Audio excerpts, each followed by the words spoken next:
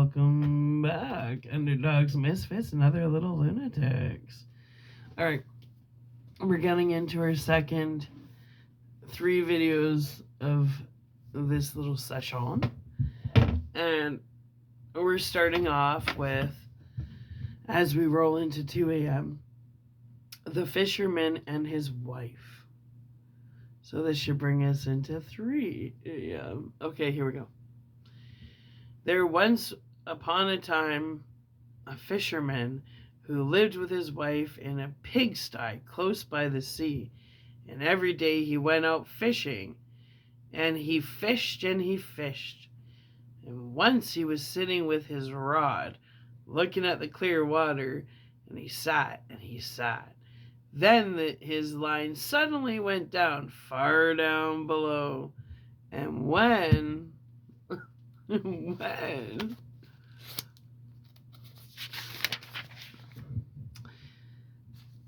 he drew it up again, he brought out a large flounder.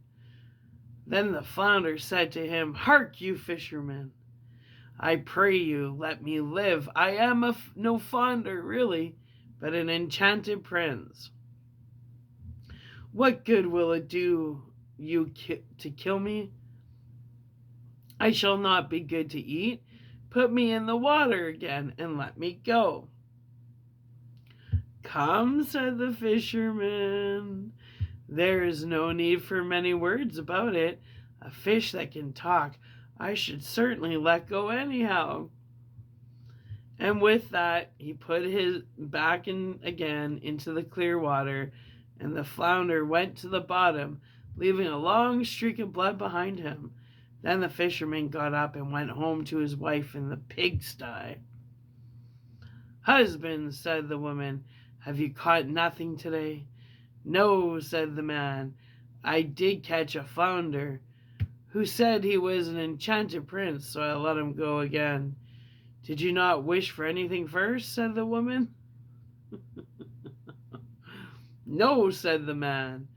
"What should I wish for?" "Ah," said the woman, "it is surely hard to have to live always in the pigsty, which stinks and is so disgusting. You might have wished for a little hut for us." "Go back and call him. Tell him we want to have a little hut. He will certainly give us that." "Ah," said the man. "Why should I go there again?" "Why," said the woman, "you did catch him, and you'll let him go again. He is sure to do it. Go at once." The man still did not quite like to go, but did not like to oppose his wife either, and went to the sea.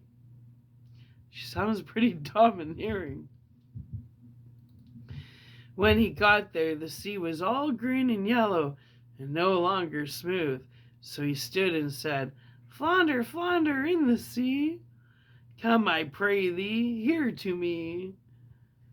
For my wife, good Isabel, wills not as I'd have her will." Then the flounder came swimming to him and said, "Well, what does she want then?"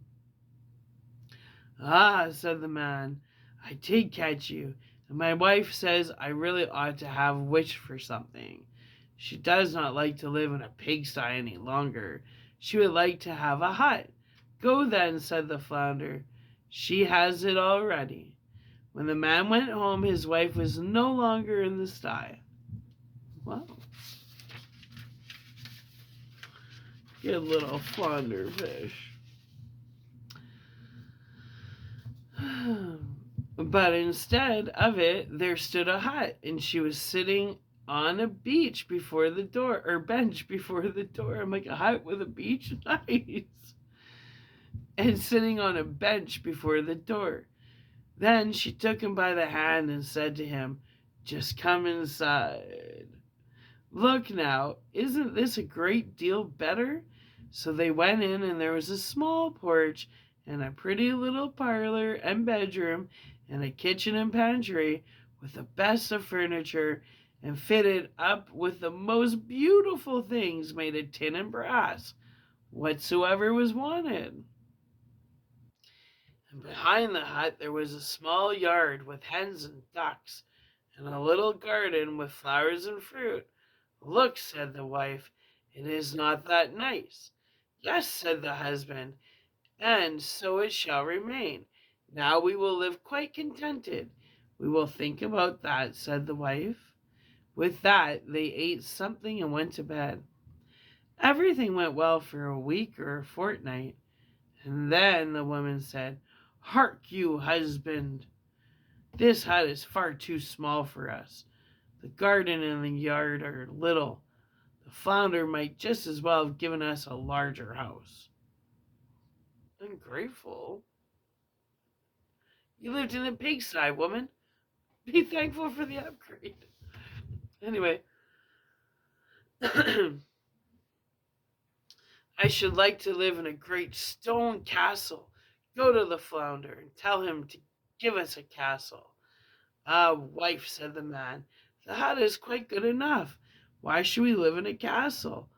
What? Said the woman. What?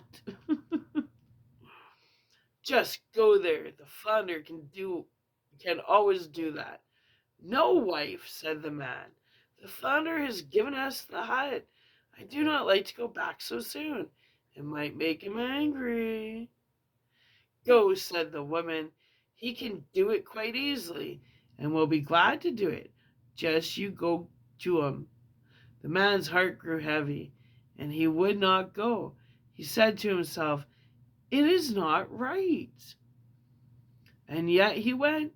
And when he came to the sea, the water quite purple and dark blue and gray and thick, and no longer so green and yellow, but it was still quiet, and he stood there and said, Flounder, flounder in the sea, come, I pray thee, here to me. For my wife, good Isabel, wills not as I have her will. Well, what does she want now? Said the flounder. Alive, said the man, half scared. She wants to live in a great stone castle.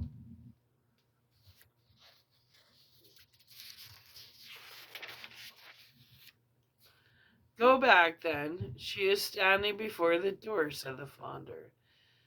Then the man went away, intending to go home.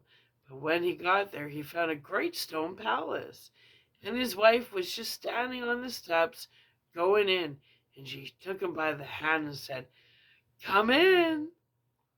So he went in with her, and in the castle was a great hall paved with marble, and many servants, who flung wide the doors, and the walls were all bright with beautiful hangings. And in the rooms were chairs and tables of pure gold, and crystal chandeliers hung from the ceilings. And all the rooms and bedrooms had carpets, and food and wine of the very best were standing on all the tables, so that they nearly broke down beneath it. Behind the house, too, there was a great courtyard, with stables for horses and cows, and the very best of carriages.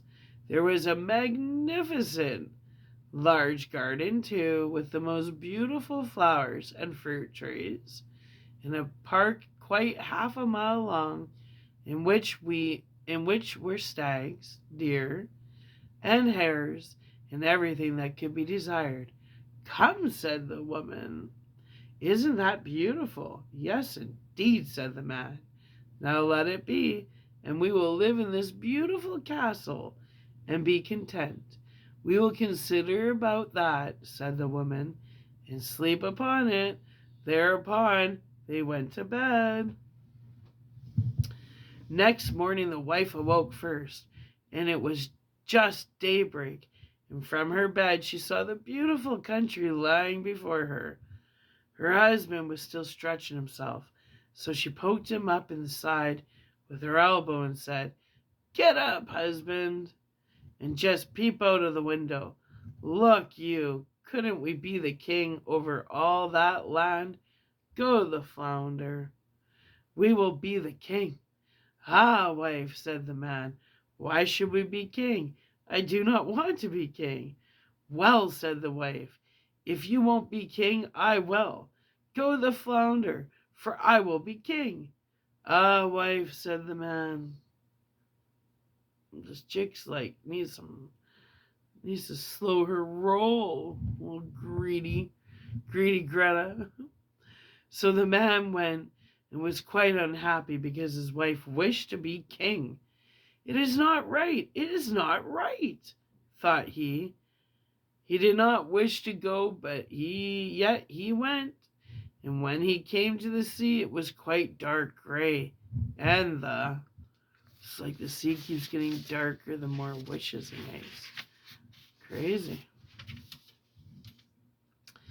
Water heaved up from below and smelt putrid. Then he went and stood by it and said, Flounder, flounder in the sea, come, I pray thee, here to me. For my wife, good Isabel, wills not as I have her will. Well, what does she want now? Said the flounder. A lie, said the man. She wants to be king. Go to her, she is king already. So the man went and when he came to the palace, the castle had become much larger and had a great tower and magnificent ornaments, and the sentinel was standing before the door. And there were numbers of soldiers with kettle drums and trumpets, and when he stood inside the house, everything was of real marble and gold, with velvet covers and great golden tassels. Then the doors of the hall were open, and there were the court in all of its splendor, and his wife was sitting on a high throne of gold and diamonds, with a great crown of gold on her head, and a scepter of pure gold and jewels in her hand. And on both sides of her stood her maids in waiting in a room, each of them always one head shorter than the last. Then he went and stood before her and said, Ah, wife, and now you are king. Yes, said the woman, now I am king. So he stood and looked at her. And when he had looked at her thus for some time, he said, And now that you are king, let all else be. Now we will wish for nothing more. No husband, said the woman quite anxiously. I find time passes very heavily. I can bear it no longer. Go to the flounder. I am king, but I must be in band, she said. Go to the flounder, but I must be... I am king, but I must be emperor too. Oh, wife, why do you wish to be emperor, husband? Said she. Go to the flounder. I want to be emperor. A lie, wife, said the man. He cannot make you emperor. I may not say that to the fish. There is only one emperor in the land. An emperor the flounder cannot make you. I assure you he cannot. What? Said the woman. I am the king, and you are nothing but my husband. Will you go this moment? Go at once. If he make it a king, he can make an emperor. I will be the emperor. Go instantly. So he was forced to go. As the man went, however, he was troubled in mind and thought to himself, It will not end well. It will not end well. Emperor is too shameless. The flounder will at last be tired out. With that he reached the sea, and the sea was quite black and thick, and began to boil up from below, so that it threw out bubbles. Sounds like a swamp. Drain that swamp. And such a sharp wind blew over it that it curdled, and the man was afraid. Then he went and stood by it and said, Flounder, flounder in the sea, come, I pray thee, here to me, for my wife, good Isabel, wills not as I have her will.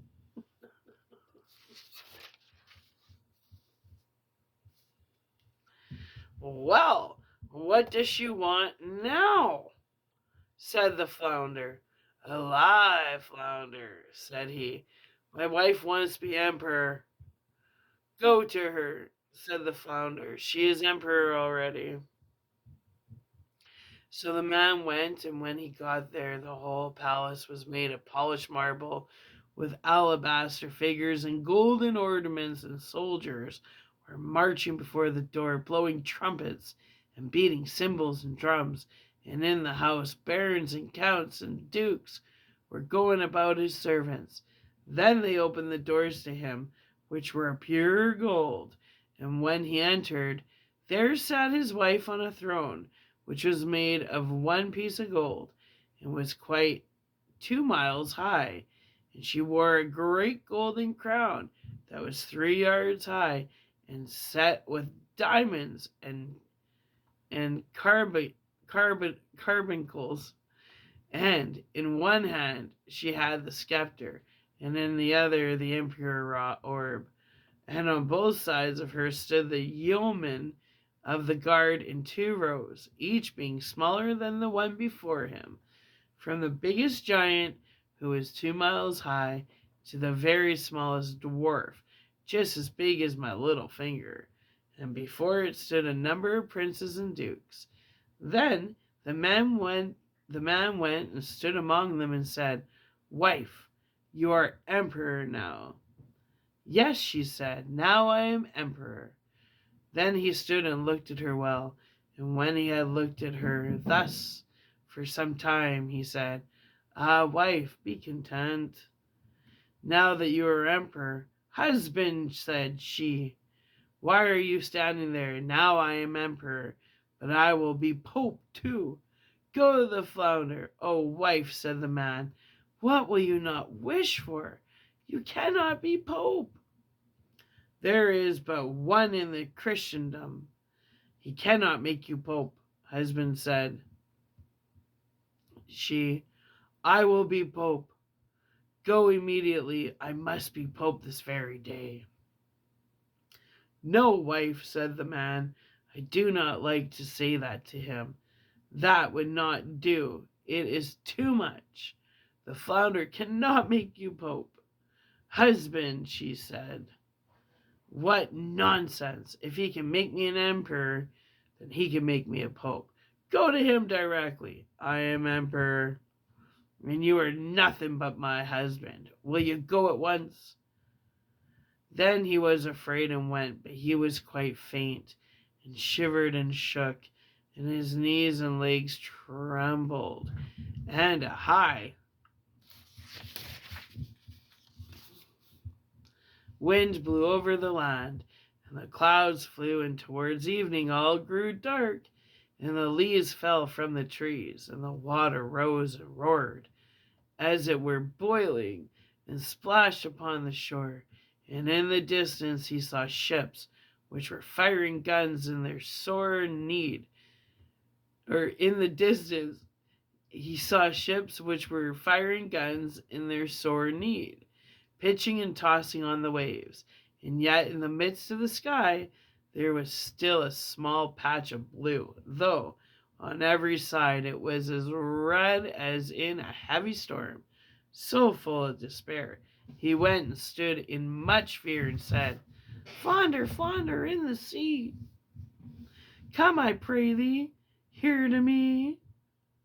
For my wife, good Isabel, wills not as I have her will." "Well, what does she want now?" said the flounder. "A lie," said the man. "She wants to be pope." Dear. "Go to her then," said the flounder. "She is pope already." So he went, and when he got there, he saw that he saw what seemed to be a large church surrounded by palaces. He pushed his way through the crowd. Inside, however, everything was lit up with thousands and thousands of candles, and his wife was clad in gold, and she was sitting on a much higher throne, and had 3 great golden crowns on, and one round her and round about her there was much ecclesiastic Ecclesiastical, ecclesiastical, whatever, splendor. And on both sides of her was a row of candles, the largest of which was as tall as the very tallest tower, down to the very smallest kitchen candle. And all the emperors and kings were on their knees before her, kissing her shoes. Wife, said the man, and looked attentively at her. Are you now Pope? Yes, she said, I am Pope. So he stood and looked at her, and it was just as if he was looking at the bright sun. When he had stood looking at her thus for a short time, he said, Ah, wife, if you are Pope, do let well done alone. But she looked as stiff as a post, and did not move or show any signs of life. Then said he, Wife, now that you are Pope, be satisfied. You cannot become anything greater now. I will consider about that, said the woman. Thereupon they both went to bed, but she was not satisfied. She's never satisfied. And greediness let her have no sleep, for she was continually thinking that there was left for continuing thinking what was there left for her to be.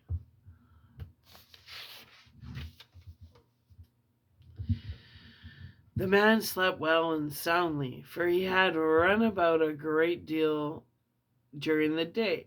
But the woman cannot fall asleep at all, and flung herself from one side to another the whole night through, thinking always what more was left for her to be.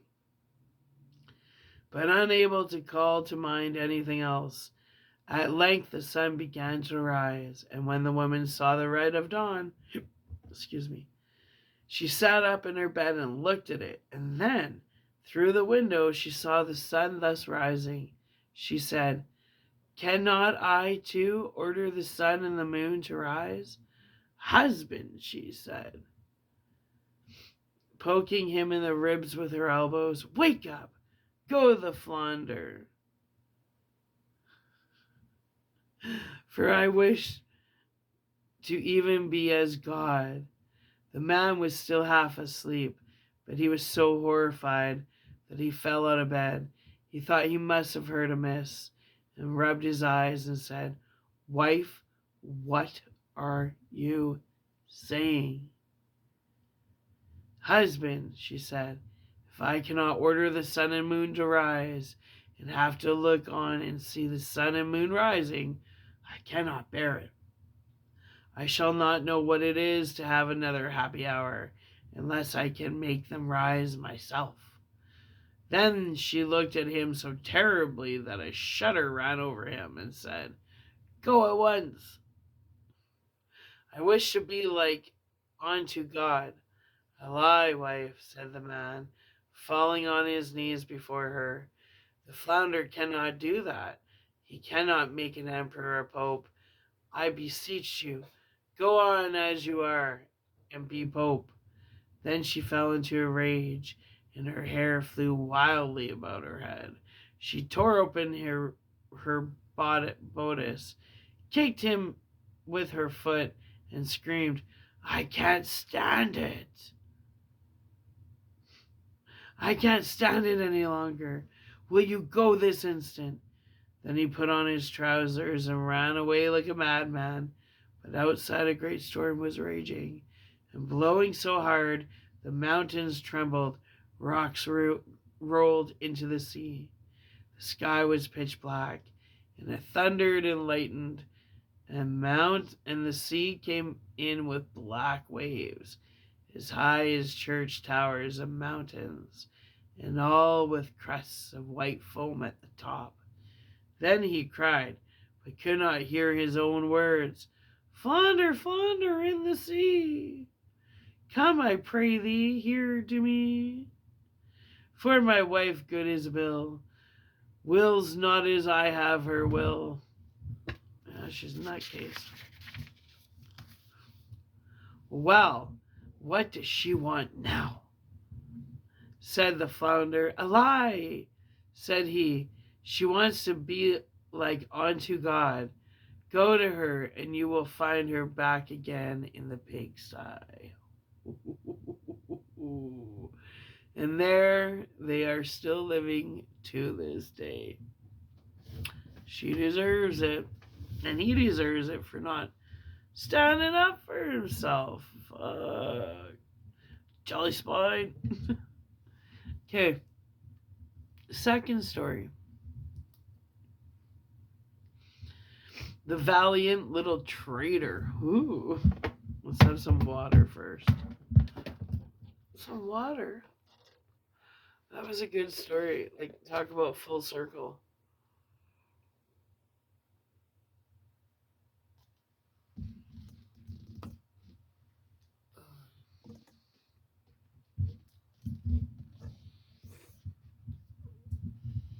The Valiant Little Tailor.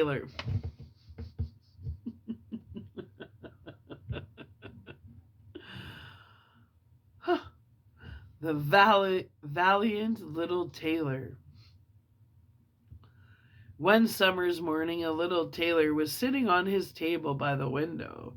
He was in good spirits and sewed with all his might. Then came a peasant woman down the street crying, "Good jams, cheap! Good jams, cheap!" This rang pleasantly in the tailor's ears. He stretched his delicate head out of the window and called, "Come up here, dear woman. Here you will get rid of your goods." The woman came up the 3 steps to The woman came up the 3 steps to the tailor with her heavy basket, and he made her unpack all the pots for him. He inspected each one, lifted it up, put his nose to it, and at length said, "The jam seems to me to be good, so weigh me out 4 ounces, dear woman, and if it is 1/4 of a pound, that is of no consequence." The woman, who had hoped to find a good sale, gave him what he desired, but went away quite angry and grumbling. "Now this jam shall be blessed by God," cried the little tailor, "and give me health and strength." So he brought the bread out of the cupboards, cut himself a piece right across the loaf, and spread the jam over it.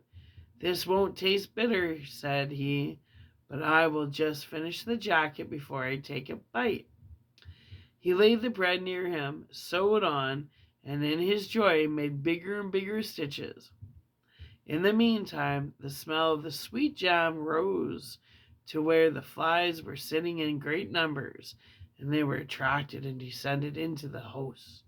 "Hi, who invited you?" said the little tailor, and drove the unbidden guests away. The flies, however, who understood no German, would not be turned away, but came back again in ever-increasing companies. The little tailor at last lost all patience.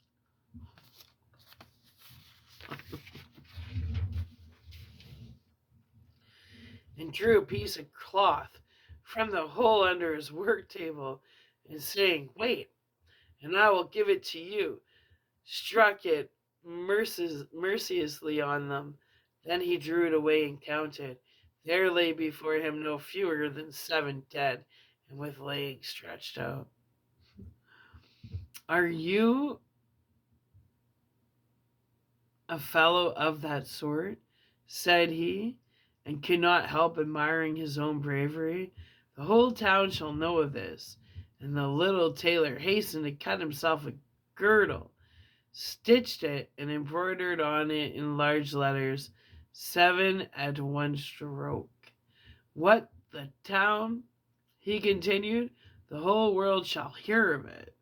And his heart wagged with joy like a lamb's tail.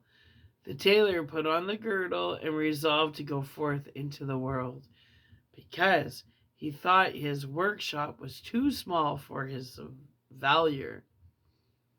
Before he went away, he sought about in the house to see if there was anything which he could take with him. However, he found nothing but an old cheese, and, and that he put in his pocket. In front of the door he observed a bird which had caught itself in the thicket. It had to go into his pocket with the cheese. Now, he took to the road boldly, and as he was light and nimble, he felt no fatigue. The road led him up a mountain, and when he had reached the highest point of it, there sat a powerful giant looking peacefully about him. The little tailor went bravely up, spoke to him, and said, "Good day, comrade. So you are sitting there overlooking the widespread world. I am just on my way thither, and want to try my luck. Have you any inclination to go with me?" The giant looked contemptuously at the tailor, and said, "You ragamuffin, you miserable creature." "Oh, indeed," answered the little tailor, and unbuttoned his coat and showed the giant the girdle. There may you read what kind of man I am," the giant read, 7 at one stroke, and thought that they had been men whom the tailor had killed, but it was flies, and began to feel a little respect for the tiny fellow. Nevertheless, he wished to try him first, and took a stone in his hand and squeezed it together, so that the water dropped out of it. "Do that likewise," said the giant, "if you have strength." "Is that all?" said the tailor. "That is child's play with us," and put his hand into his pocket, brought out the soft cheese, and pressed it until the liquid ran out. ran out.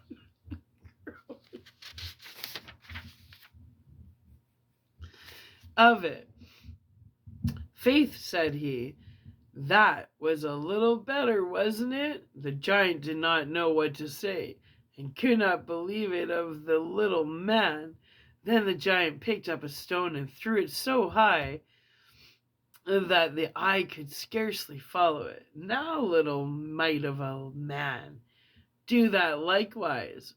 "Well thrown," said the tailor, "but after all the stone came down to earth again. I will throw you one which shall never come back at all." And he put his hand into his pocket, took out the bird, and threw it in the air. The bird, delighted with his liberty, rose, flew away, and did not come back. "How does that shot please you, comrade?" asked the tailor.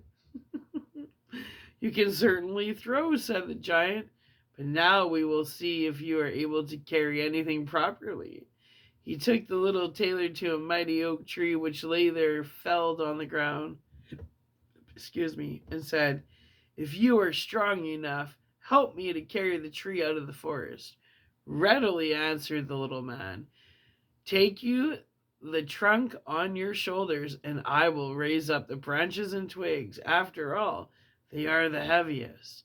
The giant took the trunk on his shoulder, but the tailor seated himself on a branch. The giant, who could not look round, had to carry away the whole tree, and the little tailor into the bargain.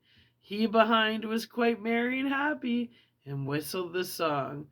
3 tailors rode forth from the gate, and if carrying the tree were child's play, the giant, after he had dragged the heavy burden part of the way, could go no further, and cried, "Hark you, I shall have to let the tree fall."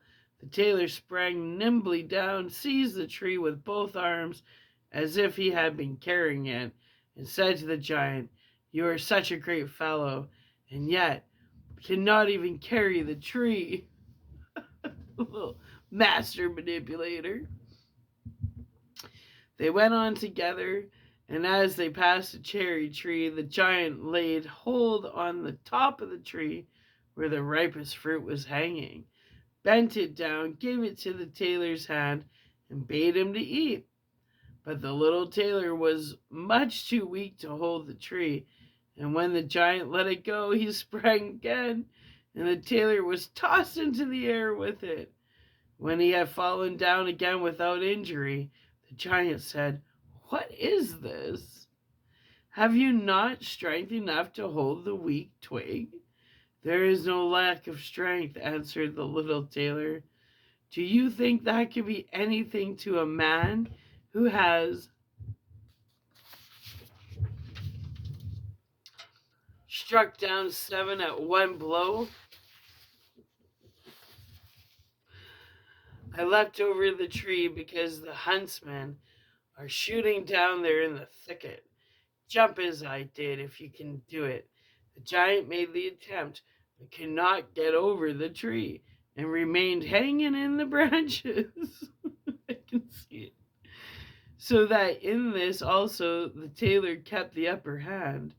The giant said, "If you are such a valiant fellow, come with me into our cavern and spend the night with us." The little tailor was willing and followed him. When they went into the cave, other giants were sitting there by the fire, and each of them had a roasted sheep in his hand and was eating it. The little tailor looked around and thought, "It is much more spacious here than in my workshop." The giant showed him a bed and said he was to lie down in it and sleep. The bed, however, was too big for the little tailor. He did not lie down in it. He crept into a corner. When it was midnight, the giant thought that the little tailor was lying in a sound sleep. He got up, took a great iron bar, cut through the bed with one blow, and thought he had finished off the grasshopper for good.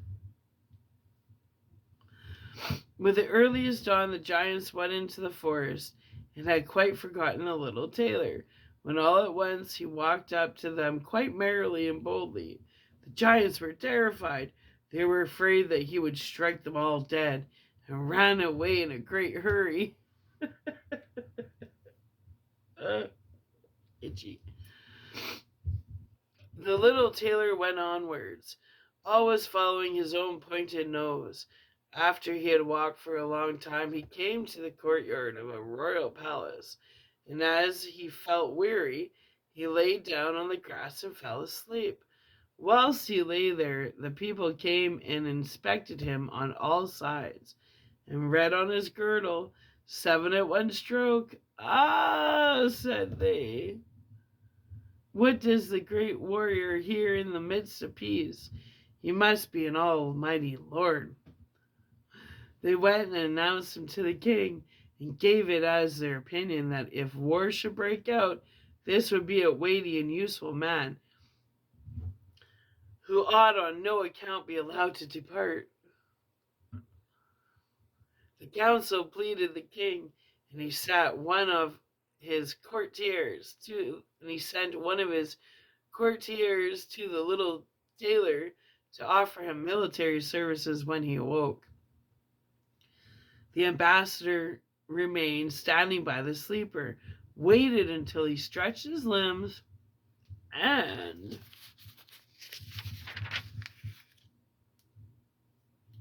opened his eyes, and then conveyed to him this proposal. "For this very reason have I come here," the tailor replied. "I am ready to enter the king's service." He was therefore honorably received, and a special dwelling was assigned to him. The soldiers, however, were set against the little tailor, and wished him 1,000 miles away. "What is to be the end of this?" they said among themselves. "If we quarrel with them, and he strikes," they said, about him, "7 of us will fall at every blow. Not one of us can stand against him." They came therefore to a decision, betook themselves in a body to the king, and begged for their dismissal. "We are not prepared," said they, "to stay with a man who kills 7 at one stroke." The king was sorry that for the sake of one he should lose all his faithful servants, wished that he had never set eyes on the tailor, and would willingly have been rid of him again. But he did not venture to give him dismissal, for the dreaded lest he should strike him and all his people dead, and place himself on the royal throne. He thought about it for a long time, and at last found good counsel. He sent to the little tailor and caused him to be informed that he was such a great warrior. He had one request to make of him. In a forest of his country lived two giants who caused great mischief with their robbing, murdering, ravaging, and burning, and no one can approach them without putting himself in danger of death. If the tailor conquered and killed these two giants, he would give him his only daughter to wife. So these kings giving away their daughters, and half of his kingdom as a dowry. Likewise, 100 horsemen should go with him to assist him. That would indeed be a fine thing for a man like me, thought the little tailor. One is not offered a beautiful princess and half a kingdom every day of one's life. Oh, yes, he replied. I will soon subdue the giants, and do not require the help of the 100 horsemen to do it. He who can hit 7 with one blow has no need to be afraid of 2.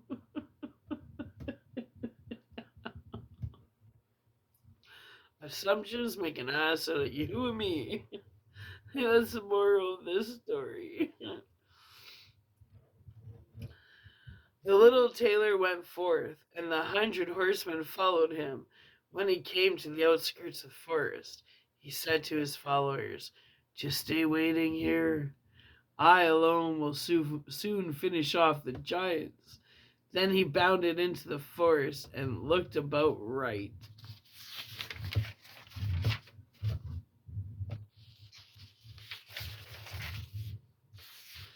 And left.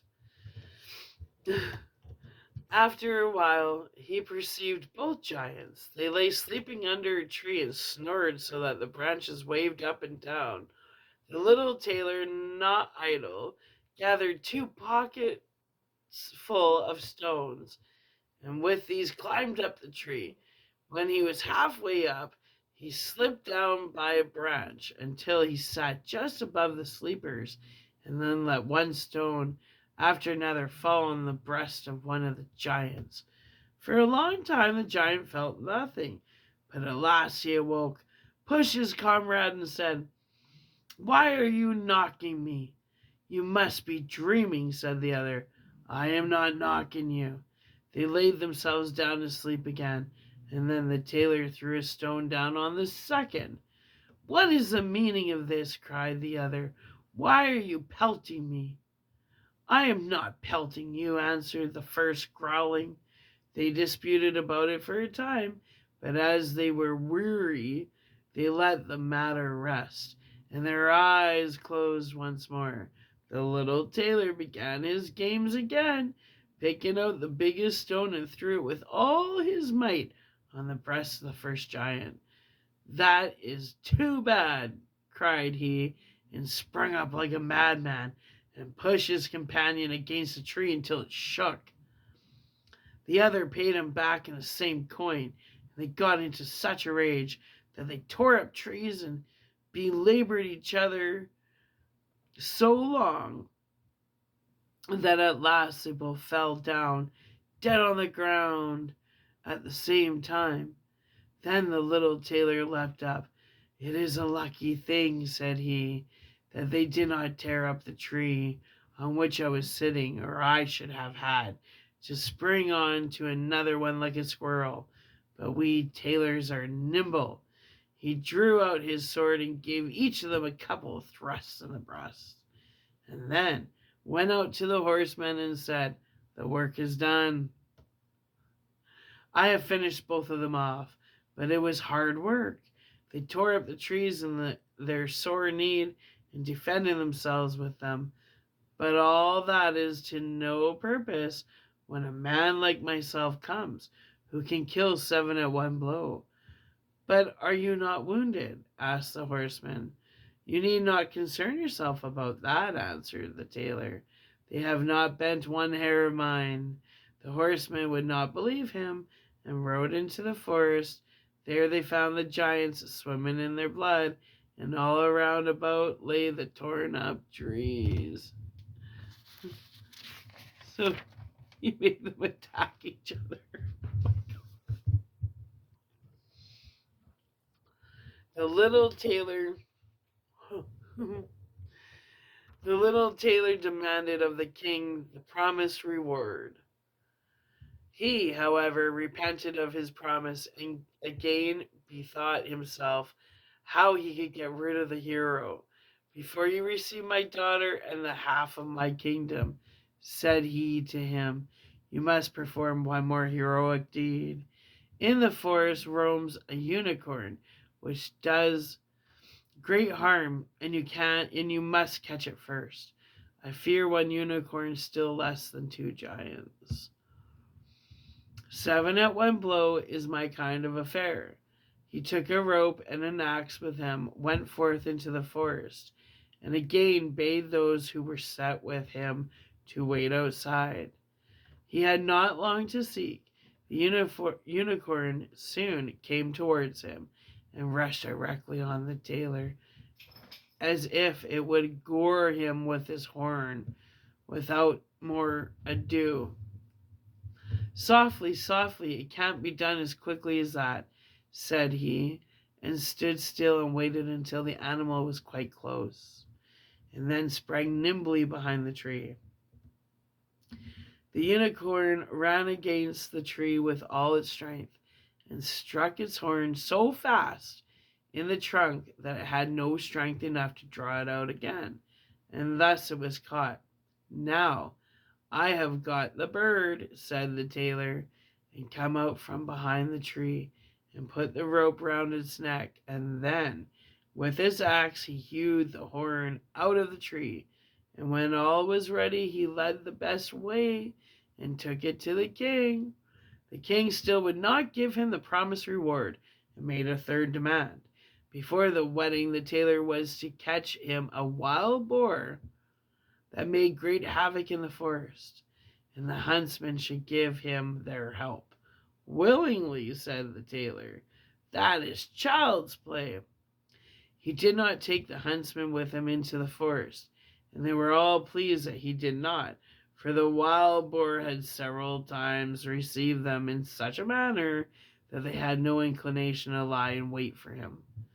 When the boar perceived the tailor, it ran on him with foaming mouth and whetted tusks, and was about to throw him into the ground, but the hero fled and sprang into a chapel which was near, and up to the window at once, and in one bound out again. The boar ran in after him, but the tailor ran around outside and shut the door behind it, and then the raging beast, which was much too heavy and awkward to leap out of the window, was caught. The little tailor called their huntsmen thither,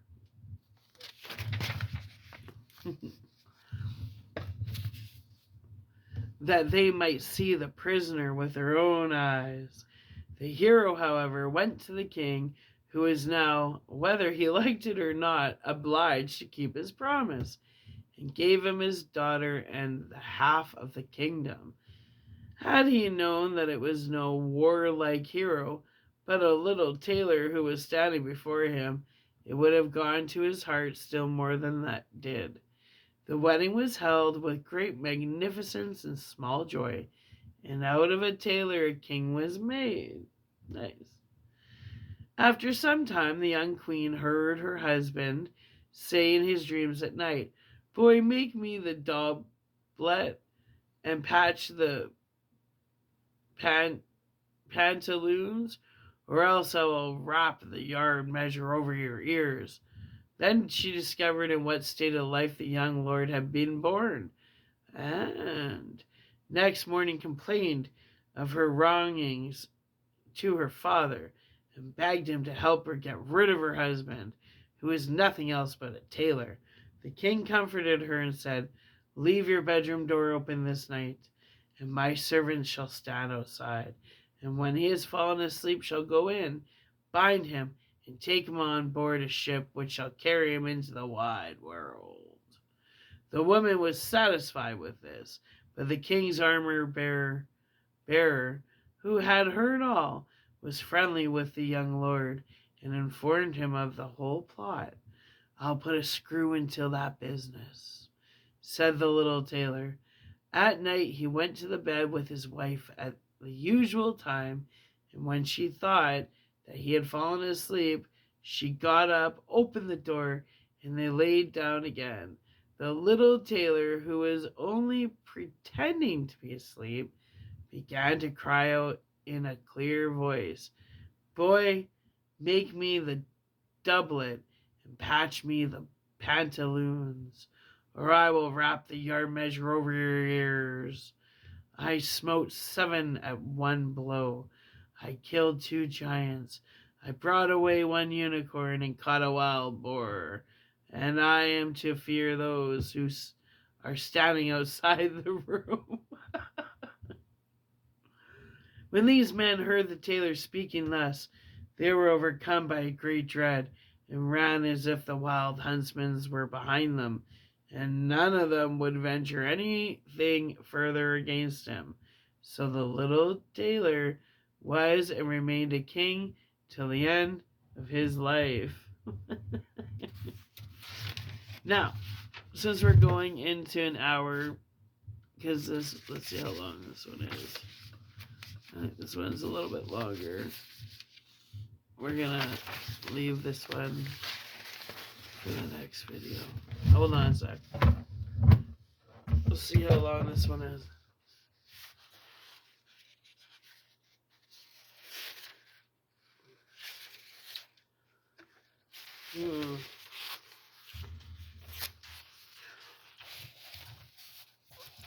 Okay. Yeah. I don't want these to be, if anything, just under an hour, but not over an hour. So.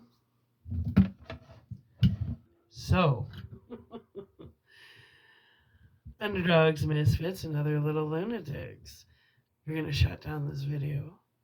And we're going to upload it because we're coming into 3 a.m. My favorite time. And I'm going to take a break because my throat needs a break. And I think we'll come back because I've got lots of energy. But we're going to start off with Cinderella.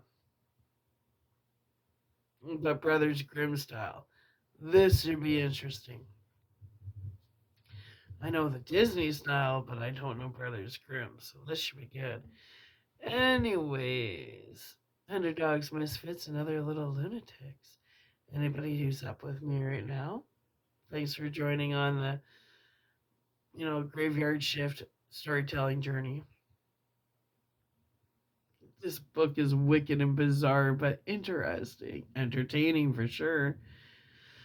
Should get the little imagination going. That's the whole point to this.